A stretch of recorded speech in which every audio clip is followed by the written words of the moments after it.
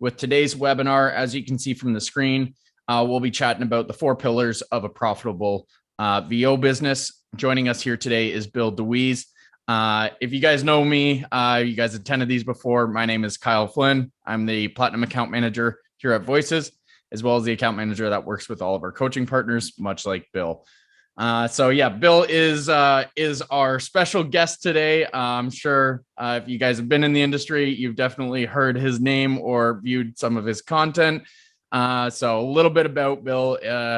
He has recorded thousands of projects for many world-leading brands, including Walmart, Coca-Cola, Disney, Chevrolet, Apple, American Express, United Airlines, Kellogg's, and Eli Lilly. I almost ran out of breath trying to do that. So a very long client list, as well as many, many, many others. He has a great focus on kind of genuine and relatable style of VO. And it makes him a top pick for commercials, to brand anthems, to training and instructional narrations. So please, everybody here today, please join me in welcoming Bill DeWees. Thanks, Bill. Thank you, Kyle. I appreciate that. Was a thank you. Can I record that and take that with me wherever I go? I think that'd be great. Really nice. Oh, he needs a fog machine and some strobes. And that's awesome. Well, coming to you today from the sunny shores of Hilton Head Island, South Carolina, one of the things that I love about voiceover is the flexibility that it does allow. Not that recording on the road is always ideal, but it can certainly be done. And usually when I vacation, I don't work. I try to keep a separation, but we took an unusually long time off, and we have kind of time between vacation. We're headed to Florida next to meet up with our kids to do some vacationing. So we're working this week. So it's one of the benefits of being in the voiceover business, and I love it. Today we're going to talk about the 4 pillars of a profitable voiceover business. And I do take, here's my thing. This is my thing for you. When it comes to voiceover training, I operate with a primary mission and goal in mind, and that is to help you be a profitable voiceover talent. I understand that you enjoy voiceover. I love recording voiceovers. It's fun. And voiceovers, I mean, if you're doing it as a hobby, that's great. There's no problem with that. But I have yet to meet the person, and I've worked with a lot of people. I have yet to meet the person who said, Bill, I really don't want to make money in voiceover. I just want to do it for fun. Well, that's what my background being working in business as a business consultant and professor of marketing. I think it lends me gives me another lens through which to look to help people. And that's really what this presentation is about. The 4 pillars will be a very comprehensive overview of the things that you need to know, you need to understand, that you need to learn to be successful in voiceover. And those 4 pillars that we're going to talk about are the quality of your audio, your performance skills, the tools that you will need to market yourself, and then your marketing plan. And there's actually several phases to the marketing plan. And so, as I said, this will be a comprehensive look at the things that you need to understand. First of all, let's talk about audio quality. And if you've listened to any of the Mission Audition podcasts, I'm sure you have learned along the way that one of the first mistakes, I should say, that people make, and it's a big one, is that their audio quality is just not up to par. And the reality is you can have great performance skills. You can be a great actor, a great voice talent. You might even be a great marketer, but the quality of your audio is a big part of your product. I mean, it's half of it. The performance is the other half. And if the quality is not there, if it's not good, then you're not getting hired. I mean, it's really as simple as that. And so, my recommendation is, if you're having problems and you're struggling, get a diagnostic checkup. Find out which one of these 4 pillars, or which ones of the 4 pillars, that you're really not focusing or doing well enough. And audio quality is for me the first place to start. And the thing about audio quality, before you start saying or thinking to yourself, yeah, but I have such and such microphone, I have such and such audio interface, set that aside for a second. And I don't mean to burst your bubble. And I know there are a lot of groups and videos and discussions about gear, and I hate I've got a lot of gear. Actually, I use it for music, not so much for, I don't need that much for voiceover. I love gear. I love plugins. I love that. I do. I get it. I totally, and Kyle will appreciate this. As somebody who enjoys golf, I'm a golf gear fanatic. I have gone through, I don't know how many sets of clubs over the past 5 years. And, I'm enthralled. I study them. You try to figure out, I mean, there's so many things to know about golf clubs. If you don't golf, you might find that hard to believe, but it's amazing. But here's the crazy thing is after all these years of going through all of these clubs, my score's not gotten one stroke better, not one stroke better. And I wish it was that easy that we could buy our way into a successful voiceover career, but you can't. I'm not saying you don't need a good microphone. That's not what I'm saying. But what I'm saying is a great microphone is not going to cure your audio problem. If you have an audio problem, it's 90% environmental. It's where you're set up. Like, for instance, I'm in a condo here on Hilton Head. Where I'm at frankly, it's a terrible place to record because, down here on the beach, we've got tile floors and the sound is just, and I apologize, but the sound is just bouncing off of everything. So in a spare bedroom, I have an acoustic blanket set up and some pillows. I mean, it's my own little, my fort, because I understand that's what's going to make my audio sound great. As a matter of fact, a great microphone in a bad space that's a recipe for disaster because great microphones pick up everything. So it's about 10% of your success audio wise is your equipment and your processing. So let's talk about the environment briefly. Two things. It needs to be quiet as you can get it. And one great thing that's happening right now is the advancement of technology in terms of noise suppression and noise reduction software. I use Universal Audio stuff myself, and I'm using their CVOX C Suite. They just developed it over the past couple of years. That does a fantastic job of noise reduction. Waves have just come out with a couple of new plugins. There's never been a better time, and you don't start with software plugins. You start with your environment. And then you fix it as best you can by reinforcing and finding a place that's quiet in your home or your apartment. But there are these tools that can help your audio, help you to treat it. So again, it needs to be quiet. Second of all, it needs to be well treated. In other words, I could be in an absolutely soundproof environment, but with these hard surfaces, my voice is going to bounce off of everything. And I'm going to sound like this to all of my clients. And you don't want that. So you got to make sure that not only is it quiet, that it's treated, and there's acoustic foam, there are acoustic blankets. Some people use moving blankets. I've got some pillows off the bed stuff. I mean, it's amazing how resourceful you can become if you need to be. You don't have to go out and spend a bunch of money. If you've got the money, you want to do it that way, that's great. Nothing wrong with that. But you'll be amazed at what the solutions that you can find just lying around your home. But you do need it to be quiet, and you do need it to be well treated acoustically so your voice doesn't bounce off of everything. So let's move into microphones. I always hesitate to do this because I know I'm opening up a can of worms. What will happen? There will be 100 people with questions about the microphone that they use and have they made a good choice. And let me just tell you right now, I'm a terrible person to ask that. I mean, not that I don't know microphones. I own some really nice microphones, but I don't keep up with all the latest, greatest. I'm going to give you some general guidelines to use. And frankly, and this is a true story. When I started my career 16 years ago, I started off on a Marshall MXL microphone. You can buy one of these things online. It was like an MXL 2001. They don't even make it anymore. You can buy one used for 50 or 60 bucks. I was recording national ads on that microphone. Now, I'm not suggesting you buy a $50 microphone, but what I am saying is if your environment, your space is good, you can get by with a less than, stellar microphone and you can survive. But getting a great microphone in a bad space is never a good idea. Ideally, I'm a fan of the large diaphragm microphones because they pick up a greater frequency range. I'm not an engineer, so if I don't use all of the proper terminology, please forgive me. I'm all about making money in voiceover. I don't study, megahertz and kilohertz and, but what I'm going to do is give you some very broad strokes that you can use as a guide. A large diaphragm, I enjoy, I own a Neumann TLM 103. I've got a couple of them. I have one as a backup just because it has more nuance to it. But because of the home where I now live, we recently moved, it's noisier. And so I switched to a shotgun microphone, which has it's really good at picking up what's directly in front of that little dime-sized capsule. And it still sounds great. I mean, a Sennheiser MKH 416, that's what I use.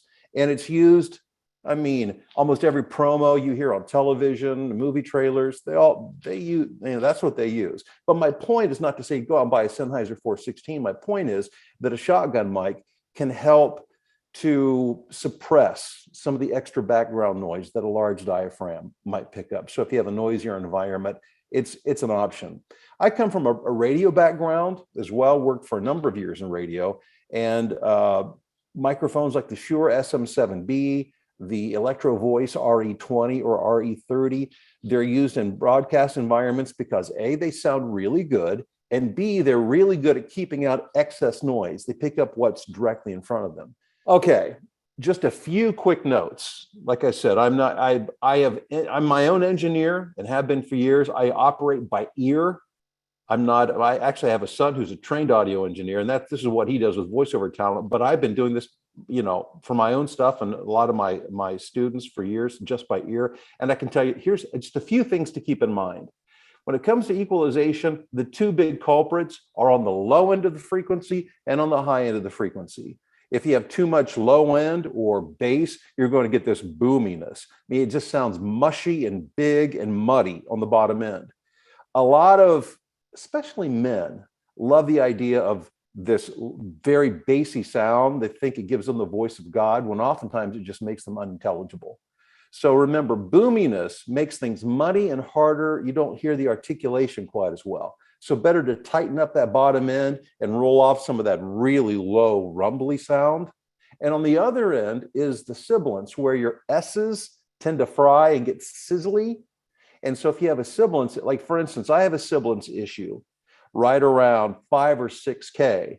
So, which means kind of the mid to high end of things. And so I have to pull that back a little bit to keep my S's in check. But if you can keep the bottom and the low end in check, usually that's you might need some further tweaking, with a professional engineer, but that will certainly put you in the ballpark.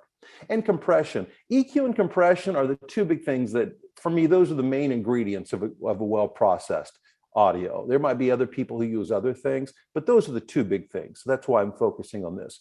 When it comes to compression, again, in my humble opinion, less is more. It's so tempting, and I get it because I'm always tempted too. The more you crank up the compression, the bigger it makes you sound, and the more it pops, the more presence it gives. And it does do those things, but there comes a point where it gets too aggressive and it can create ear fatigue, and it just sounds way too big. Leave some room for your client to work with it. Everything I send out always it has some light processing. It's EQ'd, it's got a little bit of compression, but I leave room that if I want it to sound like a finished product, but if my client wants it to sound bigger and fatter and louder, then I let them do that. So compression, less is more. EQ, focus on the bottom and the high end. That's my engineering advice for you. Okay, now let's move on to the second pillar, and that is your performance skills. Let me give you my formula for success in voiceover as it relates to performance. Most people just intuitively approach performance as they think in terms, their paradigm is sound. If I sound good, I'll be hired. So they focus on things like inflection, how low their voice is, how high their voice is. They even, and they also worry things about pausing and pacing. And by the way, all these things, I'm not saying they're not important, they are. But I will say this, they're not the most important. These are the things that we look at and dial in after we have the big thing done. And what is the big thing? The big thing is not sounding, it's being. Okay, that sounds very esoterical. Well, what I mean by that is that people will hire you if they believe you. Okay, that's where we start. We're going to start with the end and work backwards. We're going to reverse engineer this. If people believe you, if they tend to lean in and want to hear what you have to say, it's because you're resonating with them. At some subconscious level, they're connecting with you. And what that connection is, it's a belief that you're worth listening to. Okay, well, why does that happen? And how does this mystical thing happen where you kind of vibrate at a frequency that people are like, oh, wait a minute, I need to hear what this guy or this gal has to say. It's because you made them feel something. When somebody speaks and we feel an emotion, we automatically begin to believe them. and we pay attention to what they have to say. Okay, well, how do we get the listener, our prospective client, to feel something? Here's the trick. You have to feel it first.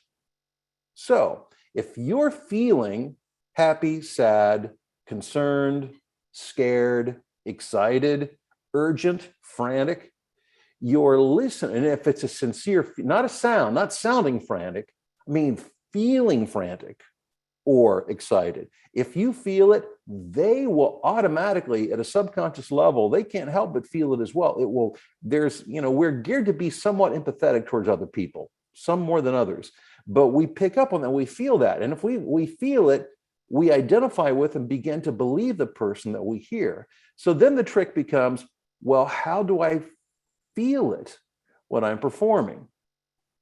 Well, just a few things, and I don't have the time to go into great detail here, but this will give you a framework.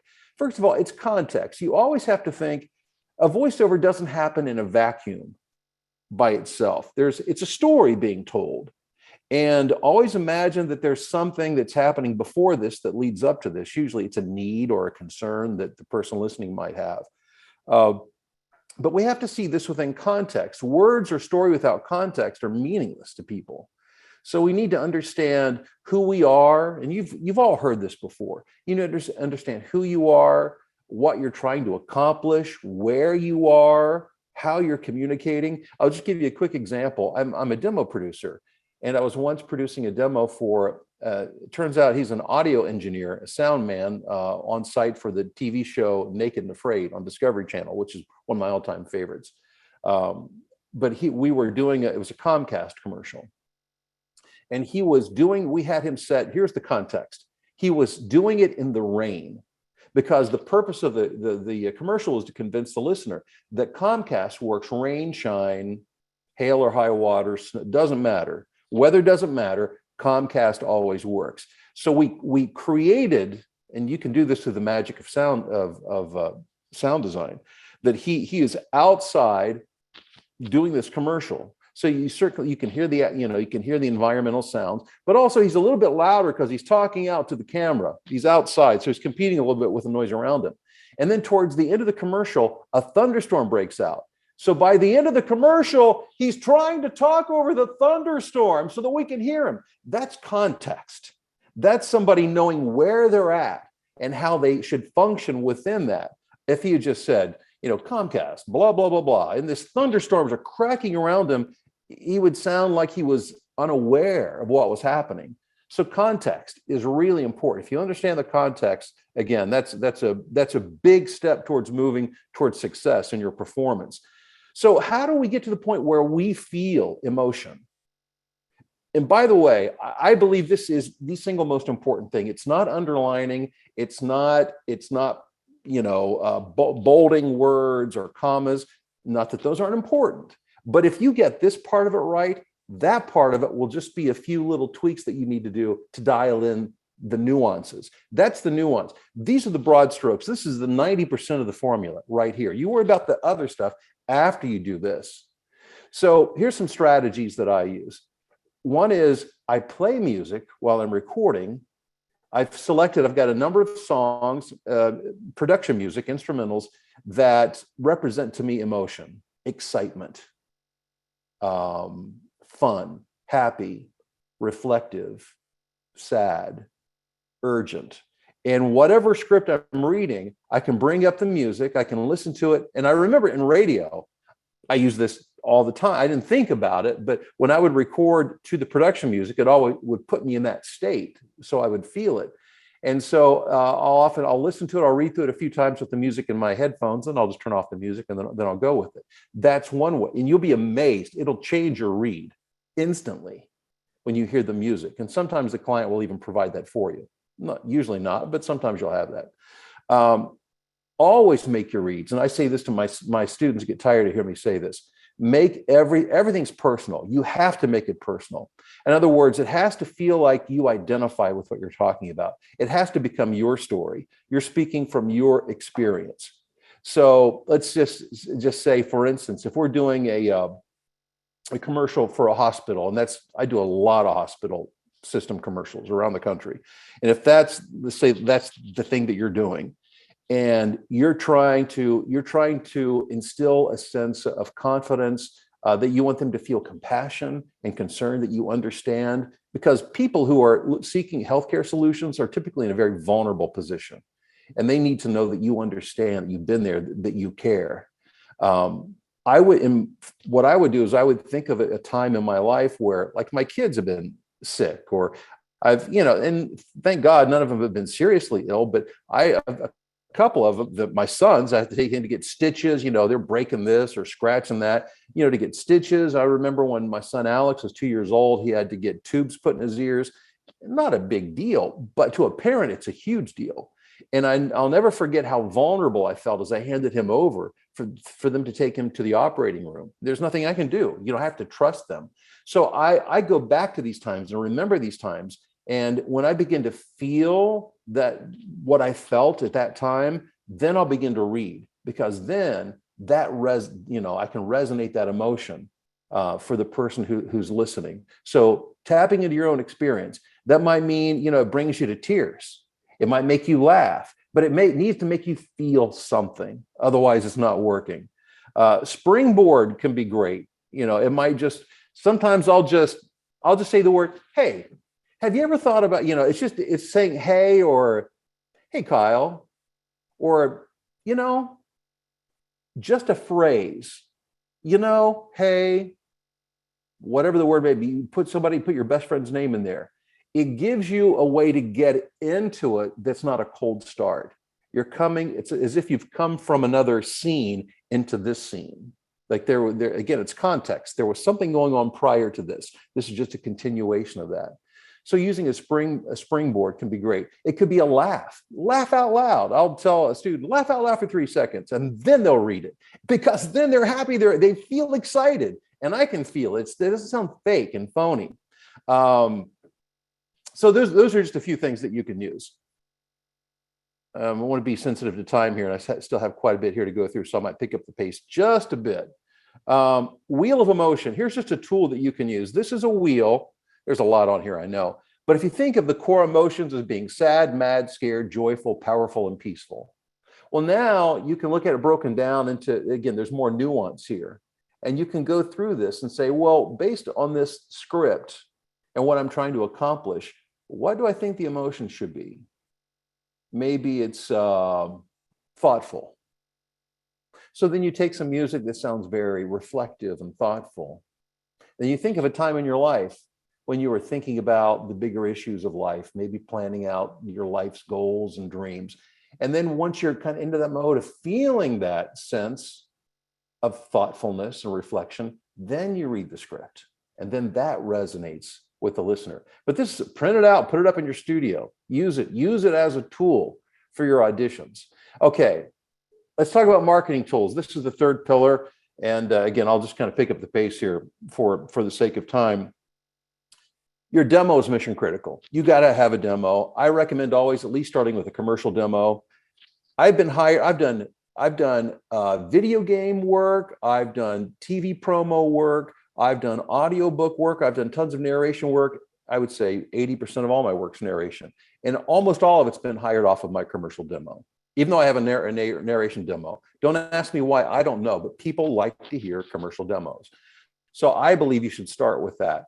Work towards niche later on, but you're saying, yeah, but I want to do audiobooks. I want to do e-learning. Great. Still get a commercial demo. And then as you begin to build clientele and revenue, then go into these niches that are a little more, I don't want to say difficult. It just takes longer. It takes longer to build a promo career. It takes longer to build a character career for video games because the demand isn't as great. And so use your commercial demo, your narration demo to build a base for yourself. And you might be shocked at the jobs you get just from those demos. But then later you can add the niche demos as you take on longer term type work, longer term in terms of growing that part of your business. Discover your greatest hit and lead with that. What I mean by that is, and I came up with this because I used to be a radio programmer, is that I've noticed that people tend to gravitate towards certain parts of my demo. And the things that they like the most, I put that up to the very beginning of my demo so that people hear it first, because I know it gives me a much better chance of being hired.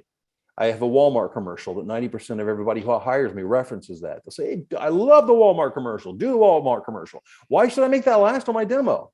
Most people never even get there. So I moved it up to the front. Always lead and play your greatest hits. And, you can get started with that DIY demo. I did in my career, but I did have some production background. But a pro demo, at some point, you really need a pro demo to take you over the top and to compete. It's like staging a house for sale. Two identical houses, one with fresh paint, freshly staged with new furniture, same house. And, the other one's like $30,000 less, maybe $100,000 less. And all it needs is paint. And that's what the realtor says. They say, it just needs paint. And they say, I don't care. People don't see it. If they believe what they hear. And if you sound like a pro, they believe you're a pro and they want to work with a pro. They can't fill in the blanks for themselves. And that's why having a pro demo is so important. Lost my spot. There we go. Okay. Website. When you're working on a site like voices.com, frankly, you could get by without a website if that's going to be your primary or only way of getting work, and even on some freelance sites. But at some point, you'll probably want to have a place to send people to hear your demos. And that's why a website's so important. And just remember this, a website should have a singular focus. This is all about getting people to listen to your demos. It's not to promote your singing career or your acting career or anything else that you do. Have one primary focus per URL for everything you do, or at least have separate pages for it. But don't clutter it up with, I do this and that and that. You want your demo above the fold, meaning they see it when they go there, one click, listen to your demo, your contact information. Those are the two most important things. Aside from that, if you want to do a bio, studio information, if you've got credits. But again, you've got to have demo and contact information. Those are the critical things. In your marketing plan, let me just go through this briefly. There's several things. Number one is client acquisition. I think when you're first getting started, don't try to go for $10,000 jobs. Go for lower hanging fruit because you're brand new, and that's okay. It's like when you first go to work, when you're 16, you start at McDonald's. Typically, you don't start off as a CEO of a company. So, go on the freelance platforms. If you're on voices.com, excuse me, obviously you are, don't try to just compete for big dollar jobs. Go for you may think you're worth 500, but maybe your clients out there only think you're worth 100. I mean, I don't know, but if you're not getting hired for the higher pay, definitely audition for lower pay and get some income, build your skill set and begin to build your credibility. Second, phase two, client acquisition, then you move into the higher pay. Then you begin to, as you get better at this and you start to get jobs, that's how you know you're better. People actually pay you money to do it. Then begin to market towards higher paid jobs, because this is a mental game as much as anything.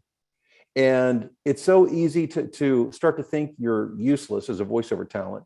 If you get turned down, you need some wins early on, and you need to slowly ramp your way into this so that you don't lose heart along the way. You certainly need, if you're going to go for a higher paid clients, you've got to have pro demos. And there are talent rosters where you can get listed. Just Google voice talent roster. Agencies, direct marketing. I'm a big fan of reaching out directly to clients by email. I'll even call them on the phone and say, hey, are you accepting voiceover demos? And believe it or not, nobody's ever cussed me out. I've never had somebody say really mean things to me on a phone call. So even though it's terrifying for most people, it's not nearly as scary as you might think. And then phase three, client retention. So you reached out to somebody and they said, hey, I like your demo. We'll put you in file. Great. They're going to forget about you tomorrow. Okay. So what you have to do is you need to stay in touch with them at least once every couple of months, at least 6 times a year. It can be through an email, a postcard. Skywrite, doesn't matter how you do it. Just get your name in front of them. I was kidding about the skywriting, by the way, but about once every 2 months, you should do something to put your name in front of them So you have to communicate with them. And when you do have the opportunity to work with them, you have to be easy to work with, and you have to honor your commitments, because they're looking for people who make them look good and who make their life easy. And then I guess I kind of combine those last 2 points together. But contacting people at least once every 2 months. And then you can ask for referrals without asking for referrals. And this is a powerful sales tool. So occasionally when you email somebody, just put PS. I'm always grateful for my client referrals because they'll really keep me in business. And that way they're thinking, oh, he takes referrals. Okay, yeah, I know somebody who might be able to use them. So you're not asking them to do anything. You're just thanking people, your clients generally, for their referrals. That makes them think about it and then hopefully hire you for that. And then remember this, everything worthwhile takes time and patience. If you came to voiceover thinking, oh my gosh, I'm losing my job and I need to replace that income next week, robbing a bank is probably a more viable option than voiceover, because it's not going to happen overnight or even in a week. It's going to take some time to build that. And you need tenacity. Any business, I don't care what the business is. Voiceover is not that much different from any other business. It does take time and patience, but if you allow it that, which most people don't, and if you're tenacious, meaning you just simply don't give up, you're flexible when things don't go the way you think they should, you sit back, you figure out what the problem is. If it's something you need to fix, you fix it, and you keep going, because it's a marathon, not a sprint. And you'll get tired along the way, and you'll question yourself along the way. We all do, and that's natural. But you just keep moving one foot in front of the other. And if you do that, someday you'll be looking back thinking, I cannot believe what I accomplished. And that is a heck of a feeling. And that's what I want for you. And I have put my contact information. I invite you to go to BillDeWeesLive.com, or you can email me directly at training@BillDeWees.com. And with that, Kyle, I'm going to turn it over to you. I know we have a few other things that we want to do as well. Awesome. That was really, really great. And no worries about time on it. You actually ended up perfect timing, but really, really happy with some of the information that was in there and some really, really great takeaways. We were taking golf analogies early. So to stick to that train, I know tenacity and, kind of chasing after that dream, and it's not going to happen overnight, can be related to just about anything out there. Golf certainly being one of them. If anyone out here plays, for a fact, you're not hopping up your first time on the course and breaking. If you know some clubs that'll help me, please let me know, because I haven't found them yet. I'm still looking, still searching. Exactly. But love it. And I love a saying, I can't remember who said it, and don't quote me on the exact verbiage here, but if you're not failing, then you're not doing it right. And it's funny how that works, because typically failing means you're doing something wrong.